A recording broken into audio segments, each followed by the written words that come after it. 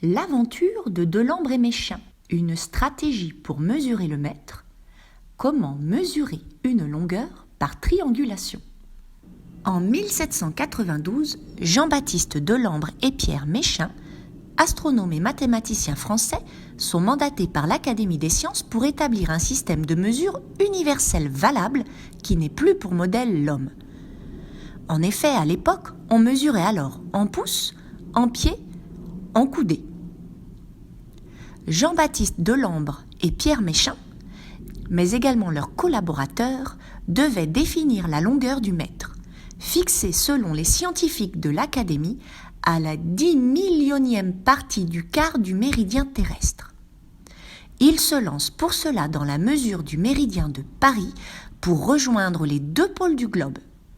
Les 2/3 supérieurs de Dunkerque à Rodez incombent à Jean-Baptiste Delambre et le parcours Rodez-Barcelone à Pierre Méchain. Mais c'est au moment de la Révolution française que ces mesures ont eu lieu, et la tâche en a été bien compliquée. Les chercheurs utilisent une méthode mathématique appelée triangulation. Elle consiste à diviser le terrain en triangles pour le mesurer. En effet, les deux chercheurs partent chacun de Paris dans des directions opposées. C'est par une succession de mesures d'angle qu'ils parviennent à mesurer la distance Dunkerque-Barcelone, puis ensuite l'arc du méridien entre ces deux villes. Il suffit alors de mesurer les angles des triangles par visée depuis un endroit situé en hauteur et de disposer de la longueur d'une seule base. Mais il rencontre de nombreuses difficultés car la période de la Terreur n'est pas propice au déplacement avec un appareil de mesure inhabituel appelé cercle répétiteur. Mais il rencontre d'autres difficultés. À maintes reprises, les scientifiques sont arrêtés, considérés comme de dangereux comploteurs.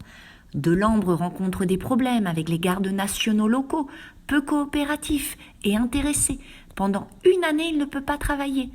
Méchain, quant à lui, a plus de chance au début, mais en 1793, l'Espagne déclare la guerre à la France et ses mesures deviennent plus compliquées à réaliser. Il constate au final une anomalie de quelques secondes d'arc qui le poussera à cacher ses mesures. C'est le 9 juillet 1799 qu'un mètre peut être présenté au Conseil des 500 créé à partir du travail de Delambre et Méchain.